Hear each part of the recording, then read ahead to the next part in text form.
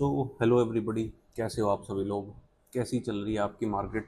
I hope आप लोग एकदम बढ़िया होंगे। आपने एनालिसिस के हिसाब से मार्केट के अंदर कामकाज करा होगा और प्रॉफिट बड़ा ना निकाला हो बट लॉस ना किया हो। This is the main motto कि प्रॉफिट जो है वो छोटा चल जाएगा बट लॉस जो है वो बड़ा नहीं होना चाहिए। राइट। देखो, सबसे पहले मैं एक दो चीज़ें आपको एड्रेस करता हूँ। आज मुझे जो है ना काफ़ी सारे मैसेज आए, इनफैक्ट रिसेंट कितने दिनों में आज ठीक ठाक मैसेज आए हैं और वो बोले कि सर हमने तो ये मूव छोड़ दिया, मिस कर दिया हमने ये मूव, या फिर हम इतनी क्वांटिटीज़ को ले लेते, हमारा इतना बड़ा प्रॉफिट हो जाता। राइट। देखो, ये चीज़ें मैं बताऊँ अपने माइंड से इन चीज़ों के थॉट्स जो है ना वो निकाल दो, क्योंकि इससे क्या होगा ना, इससे जो आपका माइंड सेट है वो डिस्टर्ब रहना शुरू हो जाएगा और आप जो है एक फेज़ में आ जाओगे, रिग्रेशन के फेज़ में। ठीक है। अब रिग्रेशन के फेज़ में आने के बाद ही बंदा जो है ना दो चीज़ों में घुसता है, ग्रीड और फोमो। राइट। ये ग्रीड और फोमो से पहले हमेशा रिग्रेशन आता है कि यार मार्केट ने इतनी बड़ी बड़ी मूवमेंट दे दी, 10 रुपए की चीज़ 200 पहुंच गई या फिर 50 रुपए वाली चीज़ 500 पहुंच गई। यार द पॉइंट इज़ कि मार्केट ने इतना बड़ा मूवमेंट दे दिया, क्या आप वो कैच कर लेते? क्या आपके अंदर वो कैपेसिटी है होल्ड करने की? क्या आप अपने ट्रेड्स को इतना बड़ा होल्ड कर पाते? क्या ये कैपेसिटी है आपकी? सबसे मुद्दे वाली बात तो ये है। और अगर आपकी ये कैपेसिटी नहीं है, मैं कह रहा हूँ, तो फिर रिग्रेट करने का तो कोई मतलब ही नहीं बनता। अगर आप वो हो जो 20 पॉइंट लेके निकल जाते हो या 30 पॉइंट लेके भाग जाते हो, तो मार्केट चाहे मैं कह रहा हूँ 3000 पॉइंट भाग जाए, उससे आपको क्या मतलब है भाई? आप तो 20-30 पॉइंट लेने वाले हो ना, उससे तो आपका मतलब होना ही चाहिए। तो रिग्रेट करने से देखो कुछ होगा नहीं। मार्केट यही है, मार्केट पहले भी यही थी, मार्केट आगे भी यही है। मैं आपको एक बात बोलता हूँ, सबसे पहली चीज़ है कि अगर आप मार्केट को अंडरस्टैंड करना सीख गए, ठीक है, तब तो अगर आपने आज मिस भी कर दिया तो कोई फ़र्क नहीं पड़ना चाहिए। और अगर आपने अंडरस्टैंड करना नहीं सीखा, तो चाहे मार्केट आज ऐसी है, कल फिर एक ऐसी आ जाए, परसों फिर एक ऐसी आ जाए, तो कोई मतलब नहीं भाई, उससे तो कोई रेलेवेंस है ही नहीं। दो फैक्टर है ना। अगर आप मार्केट को समझ गए तो कोई दिक्कत नहीं है। आज नहीं मिली, मैं कह रहा हूँ कि आपको किसी दिन एक्सपायरी वाले दिन मिल जाएगी, किसी दिन मंथली एक्सपायरी वाले दिन मिल जाएगी, क्या पता किसी भी दिन मिल जाए। क्योंकि भाई देखो, सबसे मेन चीज़ होती है मार्केट को समझना। समझना इस तरीके से है कि भाई मैं कह रहा हूँ महीने में सिर्फ एक दिन चाहिए होता है और आपके 6-7 महीने के लॉसेज रिकवर हो जाते हैं सिर्फ एक दिन। बट उससे पहले आती है ये लर्निंग वाली फेज़। अगर आपने लर्न नहीं किया तो मार्केट कितनी बार चली जाए, कितनी बार इतने बड़े बड़े मोमेंटम दे जाए, आपको तो उससे कोई फ़र्क पड़ना नहीं। क्योंकि अल्टीमेटली आप क्या करते हो, वही 20-30-40 पॉइंट, कभी तुक्के में आपको 50 मिल गए, इससे ज़्यादा आपकी कैपेसिटी नहीं है लेने के लिए। ठीक है। तो इन चीज़ों से थोड़ा दूर रहो। बाकी बात कर लेते हैं देखो मार्केट की। मार्केट में क्या है, अब मार्केट ने दी है देखो सेलिंग की अच्छी खासी कैंडल। और अगर आप इस जोन को देखोगे, देखो पहली बार यहाँ से बाउंस हुआ, दूसरी बार हुआ, फिर तीसरी बार भी हुआ, अब फिर यहीं पे आके हॉल्ट कर गया। अब अगर मार्केट इसके नीचे आता है, एक लेवल है देखो 23,770। राइट। ये एक मेजर लेवल मैं कह रहा हूँ। 23,770 से 23,800, ये 30 पॉइंट का एक जोन है, 30 पॉइंट्स का।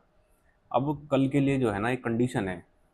कंडीशन क्या है कि अगर इस 800 के नीचे मार्केट 15 मिनट सस्टेन करता रहता है, अब चाहे 5-5 मिनट की वो इतनी बड़ी बड़ी कैंडल बना के आए, ठीक है, या फिर 15 मिनट की एक बड़ी कैंडल इसके नीचे दे मारे, तो बात है कि मैं शॉर्ट में जाऊंगा और मेरे टारगेट में रखूंगा 23,600 के लिए, मतलब 200 पॉइंट के मैं टारगेट लेके चलूंगा। अगर मैं 200 पॉइंट निफ्टी में ले रहा हूँ तो अब मान के चलो आप कि 500 से 600 पॉइंट के टारगेट फिर मैं सेंसेक्स के लेके चलूंगा अपने हर एक कीमत पे। राइट। इतने टारगेट मुझे चाहिए फिर। अब अगर मार्केट ये कंडीशन करती है कि मार्केट आई तो नीचे 15 मिनट इसके नीचे तो सस्टेन करना शुरू कर गई, पर वो ऐसा ना करे कि भाई सीधी 5 मिनट की एक कैंडल 700 पे खड़ी कर दे, मतलब 23,700 पे पहुंच जाए, तो ना तो हमारे पास इस कंडीशन में स्टॉप लॉस है और टारगेट हमारा वही 100 पॉइंट का बचा है, क्योंकि फाइनल टारगेट ही तो 23,600 का है ना। तो 100 पॉइंट के टारगेट के लिए फिर क्या ट्रेड करेंगे? फिर तो मैं उसको छोड़ दूंगा भाई। मैं आपको ऑनेस्टली बताऊँ, मुझे कोई ट्रेड की इतनी बड़ी वो नहीं रहती कि ट्रेड ना मिले और मैं परेशान हो जाऊँ।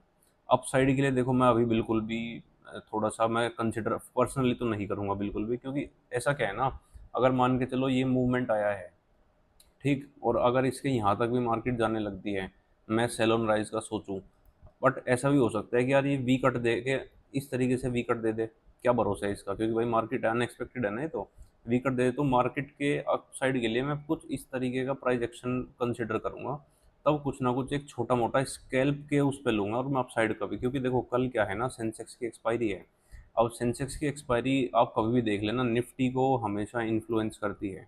क्यों? उस दिन क्या है, सेंसेक्स के प्रीमियम एडजस्टमेंट्स होते हैं, अब प्रीमियम्स को जीरो भी कराना है, एडजस्ट करके भी जीरो कराना है, तो इसलिए वॉलेटिलिटी शो करता है सेंसेक्स।